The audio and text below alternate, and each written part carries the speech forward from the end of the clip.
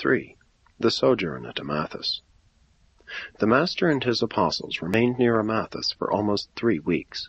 The apostles continued to preach twice daily to the multitude, and Jesus preached each Sabbath afternoon.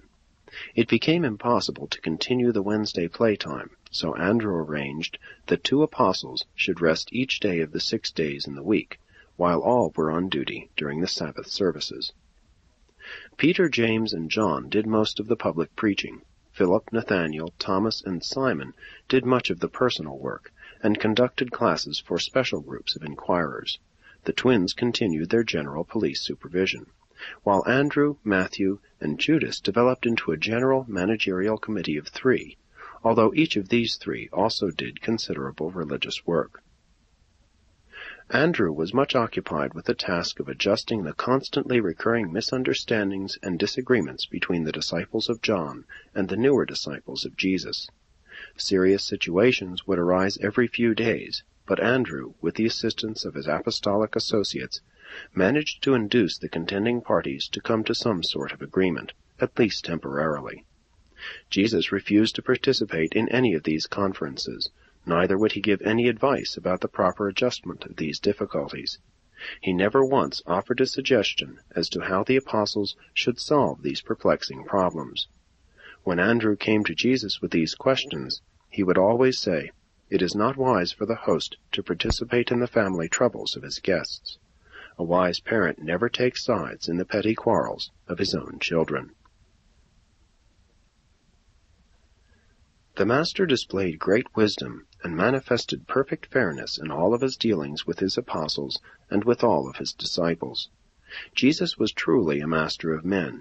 He exercised great influence over his fellow men because of the combined charm and force of his personality.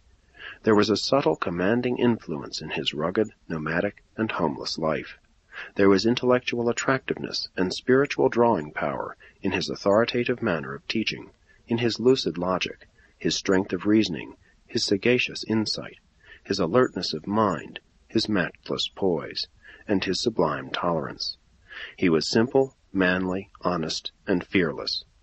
With all of this physical and intellectual influence manifest in the Master's presence, there were also all those spiritual charms of being which have become associated with his personality: patience, tenderness, meekness, gentleness, and humility.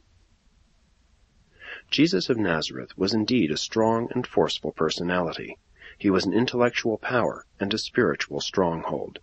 His personality not only appealed to the spiritually minded women among his followers, but also to the educated and intellectual Nicodemus, and to the hardy Roman soldier, the captain stationed on guard at the cross, who, when he had finished watching the Master die, said, "Truly this was a Son of God."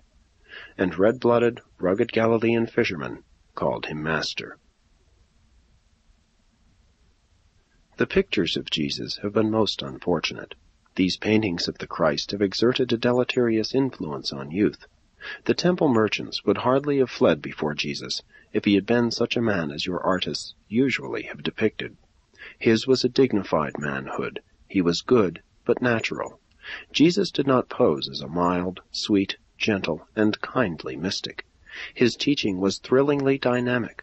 He not only meant well, but he went about actually doing good. The Master never said, "Come to me, all you who are indolent, and all who are dreamers." But he did many times say, "Come to me, all you who labor, and I will give you rest, spiritual strength." The Master's yoke is, indeed, easy, but even so he never imposes it. Every individual must take this yoke of his own free will. Jesus portrayed conquest by sacrifice, the sacrifice of pride and selfishness.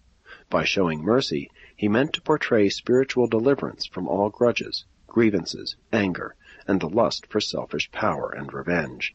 And when he said, "Resist not evil," he later explained that he did not mean to condone sin or to counsel fraternity with iniquity. He intended the more to teach forgiveness, to resist not evil treatment of one's personality, evil injury to one's feelings of personal dignity.